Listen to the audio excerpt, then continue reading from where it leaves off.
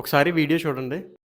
మరి మన రామచంద్రపురం పక్కన ఉన్న ద్రాక్షారామం నుంచి మరి నెయ్యి అండి, మరి ఆవుల నుంచి గేదెల నుంచి తీసిన ఆవు నెయ్య, గేదె నెయ్య, మరి రెండు కూడా చాలా అసలు మూతలు తీయకుండానే స్మెల్ వస్తుంది. మీకెవరికైనా సరే ఆవు నెయ్యి కానీ గేదె నెయ్యి కానీ మీకు స్వచ్ఛమైన నెయ్యి కావాలి అనుకుంటే ద్రాక్షారం ఈ కింద ఉన్న నెంబర్కి ఫోన్ చేయండి. నేను ఇన్స్టాగ్రామ్లో చూసి ఫోన్ చేశాను.